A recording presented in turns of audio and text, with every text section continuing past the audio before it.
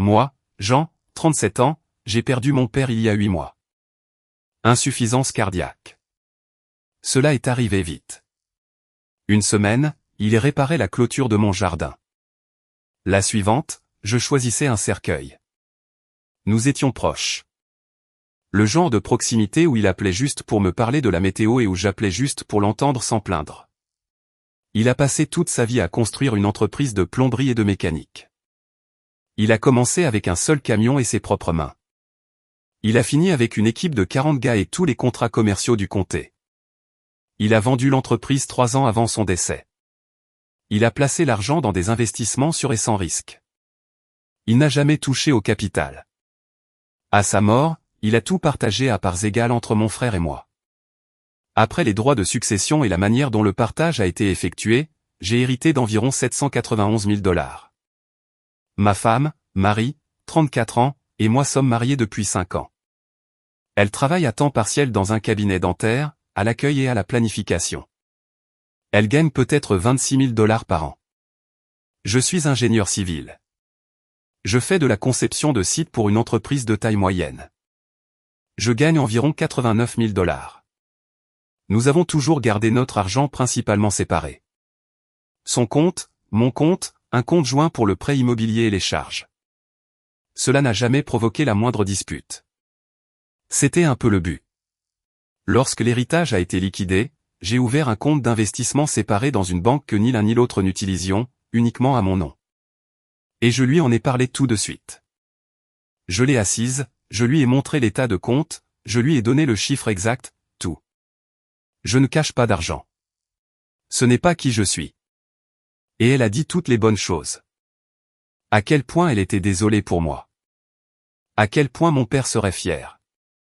Quelle bénédiction, un si bon coussin pour notre avenir. Que nous n'aurions jamais à y penser à moins que quelque chose de catastrophique ne se produise.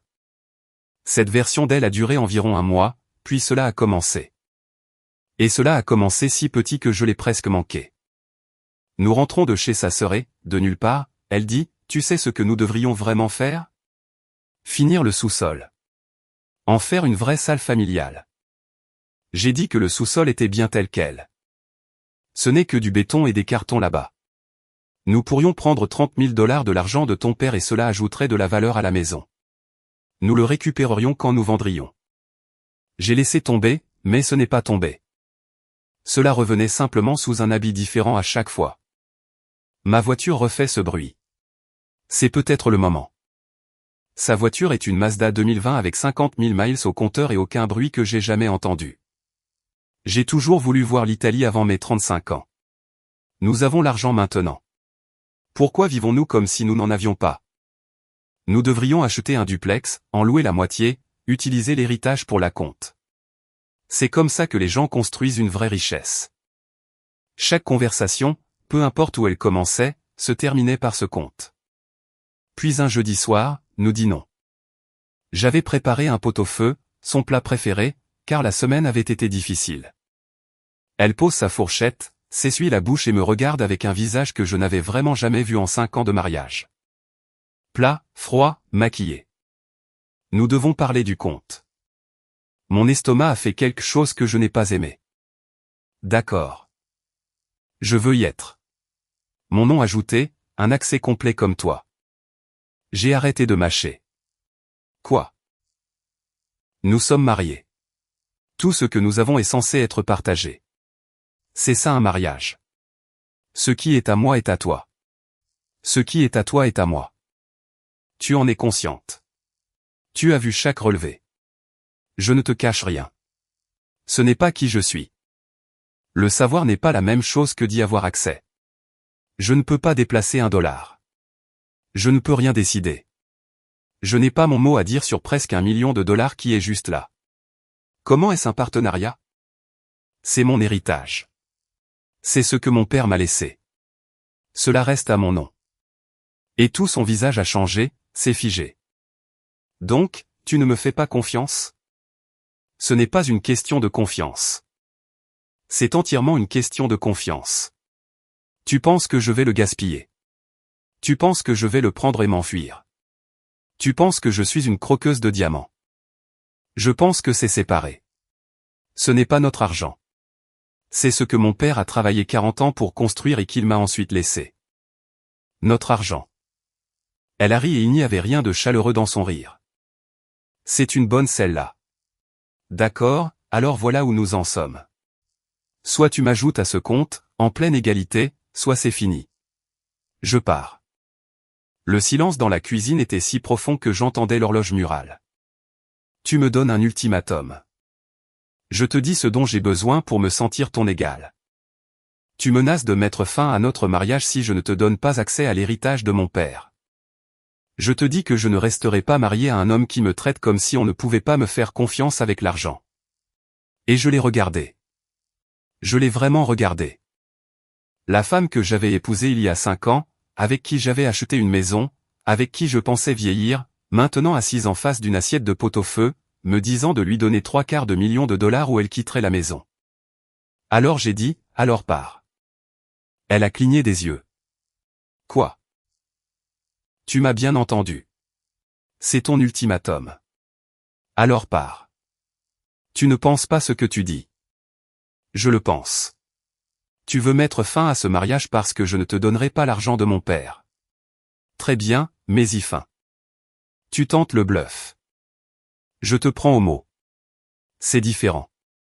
Son visage a traversé une dizaine d'émotions en 5 secondes. Choc, puis rage, puis choc à nouveau. Tu me laisserais vraiment partir pour ça? C'est toi qui pars. Je ne t'arrête juste pas. C'est insensé. Ce n'est que de l'argent. Si ce n'est que de l'argent, pourquoi es-tu prête à divorcer pour ça? Elle a repoussé sa chaise de table si fort qu'elle a grincé sur le carrelage. Bien, je vais chez ma mère. Te laisser le temps de t'asseoir ici et de réfléchir à la façon dont tu jettes un mariage à cause de ton ego. Elle a attrapé son sac et ses clés et est sortie. Elle n'a pas fait de valise. Elle n'a même pas claqué la porte. Elle est juste partie. Je suis resté assis à cette table jusqu'à ce que la nourriture refroidisse et que la cuisine s'assombrisse. Je n'arrêtais pas de repasser les événements, cherchant l'endroit où je l'avais mal comprise, mais il n'y en avait pas. Elle avait été parfaitement claire. L'argent ou le mariage. J'ai appelé mon frère vers 22h ce soir-là. Elle est partie. Quoi? Comment ça, elle est partie? Elle m'a donné un ultimatum à propos de l'argent de papa.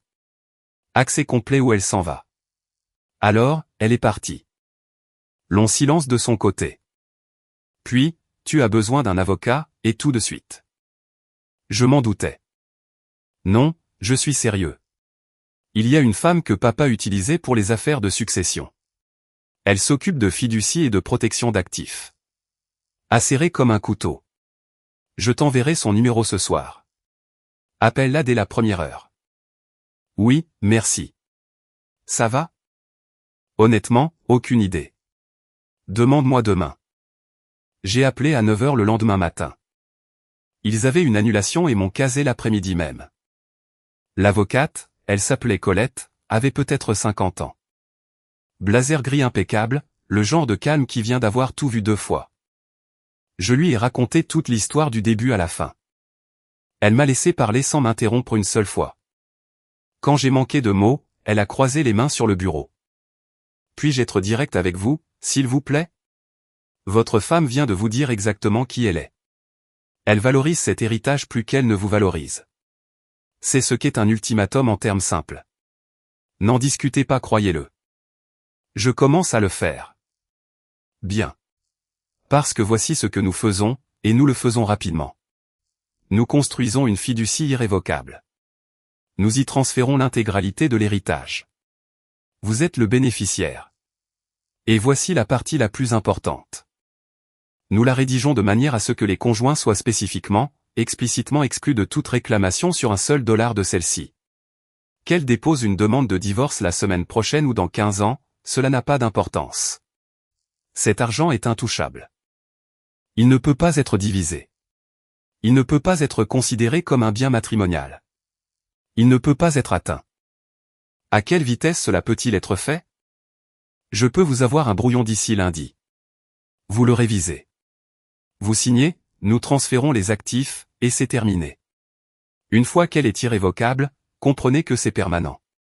Même vous ne pouvez pas l'annuler ou retirer l'argent. Cette permanence est tout l'intérêt. C'est ce qui la rend étanche. Faites-le. Intelligent. Votre père a clairement élevé un homme prudent. Elle m'a envoyé un SMS ce soir-là. As-tu décompressé? Prêt à en parler comme des adultes? Moi, ma réponse est toujours non. Elle, alors je suis sérieuse. C'est un point de rupture. Je ne rentrerai pas chez un homme qui me prend pour une voleuse. Moi, compris. Elle, c'est tout. Tu vas vraiment me laisser partir? Moi, tu m'as donné un ultimatum et menacé notre mariage. Je respecte ta décision. Elle, waouh. Incroyable. Cet argent t'a transformé en quelqu'un que je ne reconnais même pas. Je n'ai pas répondu. Il n'y avait rien à dire qui aurait pu aider. Elle est restée chez sa mère une semaine. 2. Elle a envoyé quelques SMS demandant si j'avais repris mes esprits. Je les ai laissés en « lus ». Puis elle a envoyé un SMS demandant à venir chercher quelques-unes de ses affaires. Moi, c'est aussi ta maison. Tu n'as pas besoin de me demander. Elle est passée un jour de semaine pendant que j'étais au travail. Elle a pris la plupart de ses vêtements, ses articles de toilette, et a laissé sa clé de maison sur le comptoir de la cuisine.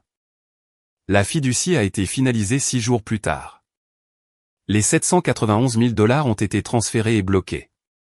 Mon frère et moi comme cofiduciaires, moi comme seul bénéficiaire. La section excluant les conjoints couvrait presque une page entière. Colette ne fait pas les choses à moitié. 3 semaines après qu'elle ait quitté ma cuisine, j'ai reçu un appel d'un cabinet d'avocats dont je n'avais jamais entendu parler. Elle avait demandé le divorce. Première mise à jour. La demande de divorce est arrivée dans une enveloppe Manille un mardi. Son avocat était un nom que je ne reconnaissais pas, alors je l'ai cherché. Petit cabinet, adresse dans un centre commercial, avis mitigé, un avocat à bas prix, en gros. Et la demande en avait l'air. Mauvaise date, un nom de rue mal orthographié. Une mise en page un peu partout. Le contact de mon frère m'a recommandé un avocat en divorce à associer à Colette. Elle s'appelait Vera. Début de la soixantaine, costumes impeccables, réputée pour écraser les avocats adverses sans y penser à 2 fois. Lors de notre première rencontre, elle a étalé la demande sur son bureau et a même souri. Elle demande la moitié de l'héritage. Peut-elle l'obtenir? Non. Ce que je trouve drôle, c'est qu'elle ne le sait pas encore. Son avocat ne l'a pas encore compris ou ne le lui a pas dit. Vera a tapoté le document d'un doigt. Cela va être une leçon très coûteuse pour elle. Nous avons déposé notre réponse dans la semaine. Division standard. Capital de la maison partagée à 50/50. Compte joint divisé. Retraite traitée selon la loi de l'État. Mais l'héritage était listé comme propriété distincte détenue dans une fiducie irrévocable, non soumise à aucune division, avec les documents complets de la fiducie joint. Son avocat a envoyé une demande de découverte financière. Nous lui avons tout donné. Relevé bancaire remontant à 3 ans, l'historique des investissements, mes fiches de paie, nos déclarations de revenus, et toute la fiducie. Les 58 pages avec la clause d'exclusion du conjoint mise en évidence en jaune. Pour que personne ne puisse la manquer. Vera m'a appelé peut-être 8 jours plus tard et j'entendais son sourire dans sa voix. Tu dois entendre ça. Elle m'a mis en haut-parleur et a joué un message vocal de l'avocat de mon ex-femme. Le gars avait l'air de ne pas avoir dormi. Salut Vera, c'est eux, c'est Marc. Écoutez, nous devons parler de cet arrangement de fiducie. Ma cliente n'était pas pleinement consciente de la structure ici. Pouvons-nous organiser une conférence de règlement? Je pense vraiment que nous pouvons trouver un terrain d'entente. Vera riait presque. Il veut régler parce que sa cliente vient de découvrir qu'elle n'a aucune prétention sur cet argent et qu'il ne veut pas avoir l'air de celui qui l'a laissé déposer en pensant qu'elle obtiendrait la moitié. Qu'est-ce que tu lui as dit? Que nous serions ravis de nous asseoir et de discuter d'un règlement. La conférence de règlement a eu lieu dans la salle de conférence de Vera. Longue table, grande fenêtre, vue sur la rivière. Mon ex-femme est arrivée avec son avocat, Marc, qui avait environ 30 ans et était prêt à quitter le droit. Et derrière eux, sa mère. C'est là que j'ai su que nous allions passer un long après-midi. Mon ex-femme ne me regardait pas. Elle fixait un poing sur la table comme si le contact visuel pouvait la tuer. Marc a commencé. Donc, concernant la fiducie, elle a été établie après le mariage. Pendant la séparation, a corrigé Vera, aussi douce que possible. Après que votre cliente ait lancé un ultimatum et quitté volontairement le domicile conjugal. Exactement, mais notre position est que ce sont des fonds matrimoniaux et qu'ils devraient faire l'objet d'une répartition équitable. Vera a glissé un document sur la table. La fiducie est irrévocable et exclut explicitement les conjoints de toute réclamation sur ses actifs. L'argent n'est jamais entré dans le patrimoine conjugal. Ce n'est pas un bien matrimonial selon aucune lecture de la loi. Nous pourrions arguer que la fiducie a été créée de mauvaise foi, spécifiquement pour frauder ma cliente d'actifs auxquels elle a droit. Vous êtes libre d'argumenter cela. Vous perdriez, et vous perdriez lourdement. La fiducie a été établie après que votre cliente ait menacé de divorcer et abandonner le domicile. Mon client protégeait un héritage, ce qui est son droit légal inconditionnel, d'une personne qui venait de lui faire comprendre qu'elle valorisait l'argent plus que le mariage. En fait, son ultimatum lui a donné toutes les raisons du monde de protéger des actifs auxquels elle n'avait jamais eu droit. Mon ex-femme a enfin parlé et sa voix tremblait. Cet argent est censé être notre argent. Nous sommes mariés. Tu as demandé le divorce, ai-je dit, doucement. Parce que tu as refusé de le partager. Parce que tu m'as donné un ultimatum. Tu n'avais pas le droit de le bloquer. Sa mère s'est penchée sur le côté. Il a toujours été égoïste, froid. Je le lui ai dit dès le début. Vera a levé une main sans même regarder. Restons productifs. Voici les faits. L'héritage n'est pas soumis à division. Point final. Nous sommes heureux de parler des actifs auxquels vous avez droit, le capital de la maison, le compte joint, mais la fiducie n'est pas sur la table, et ne le sera jamais. Marc a regardé sa cliente. Elle était rouge de colère. La veine saillait sur son front. C'est ridicule. Il cache de l'argent que nous sommes censés partager. Il protège un héritage de quelqu'un qui a menacé de le quitter pour cela, a dit Vera. Il y a une différence significative. Je suis sa femme. Tu es la personne qui lui a dit que le mariage était terminé à moins qu'il ne te remette l'argent que son défunt père lui avait laissé. J'ai dit, tu as fait ton choix. Voici à quoi cela ressemble. Elle s'est levée si vite que sa chaise a reculé et a heurté le mur. Bien, tu veux faire ça comme ça? Bien, je veux la maison. La maison a environ 104 000 $ de capital, a dit Vera, complètement calme. Tu as droit à la moitié. Cela fait 52 000 $. Je ne veux pas d'argent. Je veux la maison.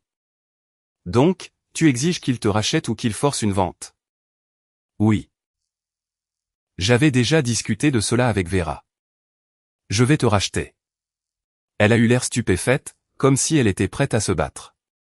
Tu vas juste me donner 52 000 $? C'est à moitié l'égal du capital. Oui. Et je veux une pension alimentaire. Vera a pris son stylo. Pour quel motif? Vous travaillez à temps partiel? Je ne gagne que 26 000 $. Il en gagne 90 000 $. Ce n'est pas juste. Vous avez choisi le travail à temps partiel. Vous êtes tout à fait capable d'un emploi à temps plein. Le tribunal ne finance pas les préférences de style de vie. Marc a éclairci sa gorge. Nous pourrions plaider pour une pension de réhabilitation. Lui donner le temps d'augmenter ses revenus. Vous pourriez obtenir un soutien temporaire. 1 an, peut-être? Peut-être 400 $ par mois. Donc, vous dépenseriez 5 000 $ en frais juridiques pour chasser moins de 5 000 $ de soutien. Marc a regardé sa cliente. Elle faisait le calcul. Je le voyais sur son visage. Il devrait payer mes frais de justice. Il a de l'argent. Non, ai-je dit. Tu as presque 1 million de $ dans une fiducie que je ne peux pas toucher pour payer les dettes conjugales. Tu as voulu ce divorce. Tu paies ton propre avocat. Sa mère a commencé à chuchoter rapidement et avec insistance à son oreille. Le visage de mon ex-femme est passé du rouge au violet. C'est absurde. Tu fais ça pour me punir. Tu t'es puni le jour où tu as menacé de me quitter pour de l'argent qui n'était jamais le tien. Tu es parti. Tu as déposé une plainte. Tu ne peux pas être choqué que cela ait un coût. Marc s'est levé. Prenons 15 minutes. Ils ont quitté la pièce. Vera m'a regardé. Elle reviendra avec une liste. Des objets spécifiques de la maison. Préparez-vous. Elle avait raison. 20 minutes plus tard, ils sont revenus. Et mon ex-femme avait un bloc-notes avec des articles écrits dans le couloir. Elle voulait le canapé sectionnel en cuir que nous avions acheté pour $3000. La salle à manger, ma télévision de 75 pouces, les outils de mon grand-père que mon père m'avait transmis, ma collection de disques vinyles, près de 200 disques, la plupart des cadeaux de mon père sur 20 ans.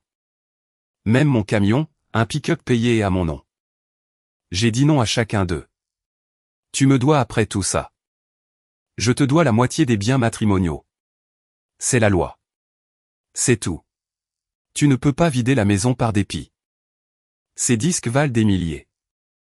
C'étaient des cadeaux de mon père pendant 2 décennies, pas des biens matrimoniaux. Tu me voles. Demander des biens auxquels vous n'avez aucun droit légal après avoir demandé le divorce est en fait beaucoup plus proche d'une tentative de vol, a dit Vera avec douceur. Nous avons négocié pendant 3 heures. Ce sur quoi nous nous sommes mis d'accord, elle obtient $52 000 pour sa moitié de la valeur nette de la maison, elle garde sa Mazda déjà à son nom, elle prend ses effets personnels et la moitié des meubles que nous avons achetés ensemble pendant le mariage, pas les pièces de famille. Pas les cadeaux, pas de pension alimentaire, chacun paie son propre avocat, nous partageons à parts égales les quelques $3600 de dette de carte de crédit. Elle a signé. Le regard qu'elle m'a lancé de l'autre côté de la table quand elle a posé le stylo était de la haine pure et distillée. Tu vas le regretter, a-t-elle dit. Je ne pense vraiment pas, ai-je répondu. Deuxième mise à jour. Le divorce a été finalisé environ 7 semaines plus tard. Je lui ai payé les $52 000 de mes économies habituelles, cela valait chaque centime d'être propriétaire de ma maison, libre de son emprise. Elle a déménagé dans un appartement de l'autre côté de la ville et a dit à tout le monde qu'elle restait juste chez sa mère un petit moment. Le petit moment a duré peut-être 2 semaines avant que le vrai cirque ne commence. Premier acte, torpiller ma réputation. Elle a commencé à raconter à toutes nos connaissances que je lui avais caché de l'argent, que je l'avais arnaqué aveuglément lors du divorce, que j'avais manipulé le système juridique pour voler ce qui lui revenait de droit. Des amis communs ont commencé à appeler, « Mec, qu'est-ce qui s'est passé ?»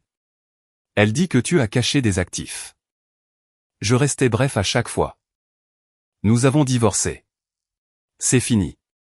Je ne vais pas revenir là-dessus au téléphone. La plupart des gens ont compris. Quelques-uns non. J'ai perdu peut-être 4 amis qui ont simplement avalé sa version sans jamais me poser de questions. Il s'est avéré que ce n'étaient pas des amis dignes d'être gardés. Puis elle a escaladé. Une note est apparue chez moi, remise en main propre, non postée. C'était une facture écrite sur du papier ligné, affirmant que je lui devais $16 200 pour des améliorations apportées à la maison qu'elle disait avoir payées pendant le mariage. Je l'ai photographiée et envoyée à Vera. Vera lui a envoyé une lettre. Le divorce est définitif. Toutes les réclamations sont résolues conformément à l'accord signé. Tout contact futur passera par ce bureau et tout contact direct continu serait considéré comme du harcèlement. Mon ex a quand même commencé à m'envoyer des SMS d'un nouveau numéro. Tu as ruiné ma vie. J'espère que ça en valait la peine. Tu vas payer. Ce qui se passe, revient. Tout le monde va découvrir le genre de personne que tu es vraiment. J'ai bloqué le numéro après le 3e. C'est là que cela est devenu vraiment inquiétant. Sa mère a appelé mon bureau, a réussi à joindre ma ligne directe d'une manière ou d'une autre, puis a demandé à être transférée à mon manager. Elle lui a dit que je retenais illégalement de l'argent à mon ex-femme et qu'une enquête pourrait être en cours. Mon manager, à qui j'avais raconté toute l'histoire des mois auparavant, lui a dit de ne plus jamais appeler et a raccroché. Puis il m'a pris à part. La mère de ton ex-femme vient de m'appeler. Je sais. Je suis désolé. Ne sois pas désolé. Je voulais juste que tu l'entendes de ma part. Je lui ai dit de ne pas rappeler. Si elle le fait, nous le documenterons et cela deviendra un vrai problème pour elle. J'apprécie. Vera a envoyé des lettres formelles de cessation et d'abstention à L2. Tous les mots juridiques appropriés, harcèlement, diffamation, conséquences si cela continuait. C'est resté calme pendant environ une semaine. Puis mon ex a déposé une requête pour rouvrir le divorce. Ses motifs, elle avait signé le règlement sous la contrainte émotionnelle. Elle n'avait pas compris ce qu'elle signait et il y avait des actifs non divulgués. La fiducie qui aurait dû être divisée. Vera m'a appelé et elle avait l'air presque ravie. Ne vous inquiétez pas. C'est une prière de la dernière chance. Elle n'a rien. Mais nous devons répondre et je vais en profiter. Retour au tribunal. Le même juge qui avait signé le divorce. Il avait l'air clairement agacé de nous revoir sur son rôle. Mon ex avait engagé un nouvel avocat, et celui-ci n'était clairement pas bon marché. Costume impeccable, porte-documents en cuir, tout le paquet. Elle dépensait beaucoup d'argent maintenant. Le nouvel avocat s'est levé. Warren, c'était son nom, très poli. Votre honneur, ma cliente a signé le règlement sous la contrainte. La fiducie établie pendant la séparation contient ce qui devrait être des actifs matrimoniaux soumis à une répartition équitable. Vera s'est levée et elle avait cette présence dans une salle d'audience. Tout le monde s'est un peu penché. Votre honneur, puis-je présenter un calendrier au tribunal? Elle a tout exposé étape par étape. L'ultimatum, mon ex quittant le domicile conjugal, les 3 semaines où elle est restée partie, la fiducie établie pendant cette séparation à des fins légitimes de succession et de protection d'actifs, la divulgation financière complète lors de la découverte. Les propres déclarations signées de mon ex reconnaissant l'héritage et son montant exact. Puis elle a présenté la fiducie elle-même, a montré au tribunal l'irrévocabilité, les exclusions explicites des conjoints, le but légitime de protéger un héritage. Le juge a tout lu, lentement et attentivement. Quand il a levé les yeux vers mon ex, il n'y avait aucune chaleur sur son visage. Madame, étiez-vous au courant de cet héritage lorsque vous avez demandé le divorce? Oui, votre honneur, mais...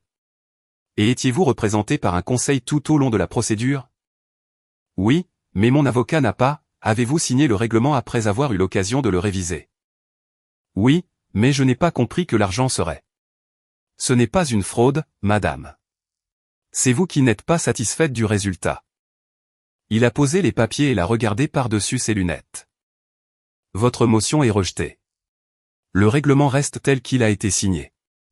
Et madame, il a marqué une pause. Il l'a laissé en suspens. Si vous déposez d'autres motions sans preuve substantielle et nouvelles de fraude ou de coercition réelle, je considérerai une motion pour sanction.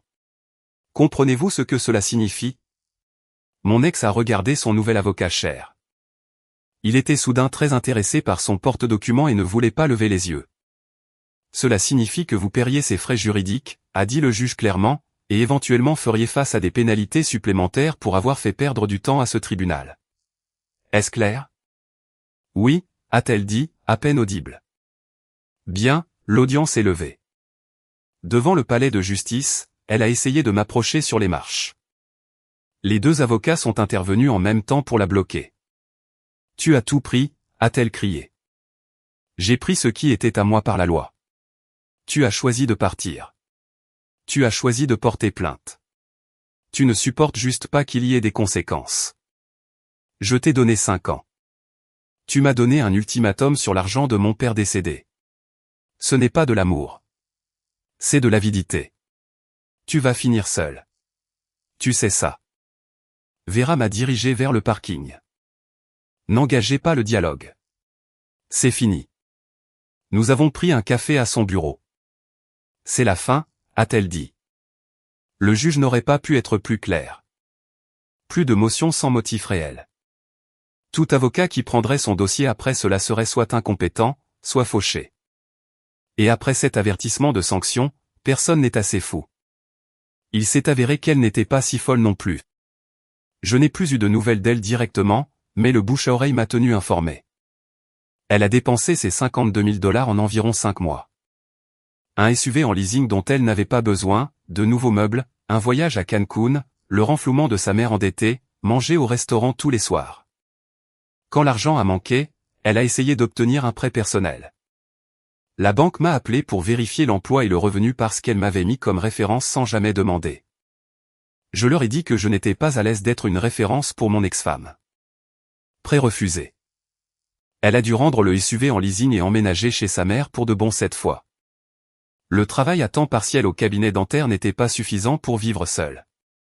Elle a demandé des heures à temps plein, mais le cabinet avait déjà pourvu ses postes. La dernière fois que j'ai eu des nouvelles, elle jonglait avec le travail dentaire et un deuxième emploi à la pharmacie et racontait toujours à quiconque voulait l'écouter que je l'avais financièrement détruite. Pendant ce temps, j'ai refinancé la maison à un bon taux. La fiducie a continué de croître tranquillement dans des fonds indiciels sans risque. Mon frère et moi avons créé une bourse au nom de papa à l'école professionnelle où il avait appris son métier pour les jeunes se lançant dans les métiers qualifiés. Nous en avons financé 2 la première année. Papa aurait adoré ça plus que tout. La vie est devenue calme, et le calme était exactement ce dont j'avais besoin. Mise à jour finale. Cela fait environ 13 mois que le divorce a été finalisé, et je pense que c'est là que je referme le livre sur cette histoire. Mon ex a finalement trouvé un emploi à temps plein dans un groupe dentaire de l'autre côté du comté. Cela paie mieux que le poste d'accueil. La dernière fois que j'ai eu des nouvelles, elle était toujours chez sa mère, mais elle économisait pour déménager. J'ai aussi entendu dire qu'elle voyait quelqu'un de nouveau. Sincèrement, j'espère que cela se passera mieux pour elle cette fois. Sa mère me dénigre toujours auprès de quiconque veut bien l'écouter. Elle dit que j'ai volé sa fille. Que je l'ai ruinée. La plupart des gens qui connaissent toute l'histoire acquiescent et changent de sujet. Quelques-uns la croient. J'ai fait la paix avec le fait de ne pas pouvoir contrôler cela. J'ai dû couper les ponts avec quelques amis communs qui n'arrêtaient pas de me pousser à l'aider financièrement parce que j'ai l'argent et qu'elle a des difficultés. Ils ont eu un nom ferme. Et quand ils n'ont pas voulu lâcher prise, je les ai coupés. Les vrais amis ne vous mettent pas dans une telle étau. La maison est entièrement à moi maintenant. J'ai terminé le sous-sol moi-même. Ce qu'elle voulait dépenser $30 000 pour, je l'ai repeint, j'ai acheté de nouveaux meubles, j'ai transformé la pièce de rechange en un véritable bureau à domicile. Elle a cessé d'être notre maison et a commencé à être la mienne, et cela m'a importé plus que ce à quoi je m'attendais. La fiducie fait précisément ce pourquoi elle a été construite. Elle grandit, stable, sûre. Mon frère et moi allons étendre la bourse à 4 étudiants l'année prochaine. On a l'impression que papa est toujours là, faisant le bien. J'ai eu une promotion au cabinet il y a quelques mois. Plus de responsabilités, un meilleur salaire. J'ai mis le surplus sur le prêt immobilier. Si je continue comme ça, je serai propriétaire de l'endroit dans environ 9 ans au lieu de 30. J'ai commencé à fréquenter quelqu'un il y a environ 4 mois. C'est une infirmière en pédiatrie, elle possède sa propre petite maison, complètement indépendante, elle n'a besoin de rien de personne. Quand je lui ai raconté la version courte du divorce, toute sa réponse a été « Elle t'a donné un ultimatum sur l'héritage de ton père ?» Qu'est-ce qu'elle pensait qu'il allait se passer? C'était tout. Pas de questions sur le montant. Pas de questions sur comment obtenir l'accès à quoi que ce soit. Juste la simple reconnaissance que mon ex avait pris une terrible décision. Nous prenons notre temps, mais c'est facile. C'est calme. Pas de jeu, pas de calcul, pas d'exigence, juste 2 personnes qui apprécient réellement la compagnie l'une de l'autre. Mon ex m'a envoyé un SMS il y a quelques mois d'un autre nouveau numéro. Juste pour que tu saches, je vais super bien, mieux que jamais avec toi. Je n'ai jamais eu besoin de ton argent de toute façon. Je n'ai pas répondu. Vera m'avait dit que celui-là allait arriver. Le message, je me sens bien, envoyé spécifiquement pour me provoquer ou me faire sentir coupable. Je l'ai laissé sans réponse. Toute cette affaire m'a appris une chose que je porterai le reste de ma vie. Quand quelqu'un vous montre qui il est, croyez-le la première fois. Quand quelqu'un vous lance un ultimatum, laissez-le le mener à bien. Quand quelqu'un choisit l'argent plutôt que vous, laissez-le avoir l'argent et vous perdre. Mon ex-femme a regardé l'héritage de mon père et a vu un jackpot qu'elle avait gagné en signant un contrat de mariage. Quand j'ai dit non, elle était certaine qu'un ultimatum me briserait. Elle pensait que je plierais, que j'aimais le mariage plus que ma propre ligne rouge. Elle avait tort. Il ne s'agissait jamais vraiment d'argent. Il s'agissait de ce que mon père avait construit de ses propres mains tout au long de sa vie et de ce qu'il voulait laisser derrière lui. Mon ex-femme voulait le contrôler, le dépenser, décider de son sort simplement parce qu'elle m'avait épousé. Ce n'est pas comme ça que fonctionne un héritage. Ce n'est pas non plus comme ça que fonctionne un mariage. Au moment où elle a dit l'argent ou le mariage, elle m'a dit exactement qui elle était, quelqu'un qui utiliserait une alliance comme levier, quelqu'un qui me regardait et voyait un compte en banque. Alors, j'ai tenté son bluff. Elle est partie. Elle a porté plainte. Elle a essayé de réclamer de l'argent auquel elle n'avait jamais eu droit. La loi a dit non.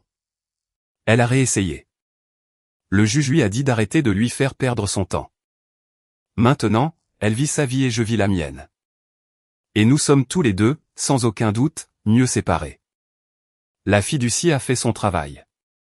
Elle a protégé l'héritage de mon père d'une personne qui pensait qu'un certificat de mariage lui donnait droit à cet héritage. Et honnêtement, avec le recul, cet ultimatum est peut-être la meilleure chose qui me soit jamais arrivée. Cela m'a montré exactement qui elle était avant les enfants, avant que plus d'années ne soient gaspillées. Si jamais vous vous retrouvez dans ma situation, protégez ce qui vous appartient. Tracez la ligne et tenez-la. Ne laissez personne vous intimider avec des ultimatums sur de l'argent qu'ils n'ont jamais gagné et auquel ils n'ont aucun droit. Si une personne est prête à mettre fin à votre mariage pour un héritage auquel elle n'a pas contribué d'un centime, laissez-la partir. La bonne personne ne demandera pas votre héritage, ne vous lancera pas d'ultimatum, comprendra que certaines choses restent séparées et que les limites sont la preuve que vous êtes respecté. Mon ex voulait l'argent de mon père et pensait qu'une menace l'obtiendrait pour elle. Ça n'a pas été le cas. Et je me porte très bien sans elle.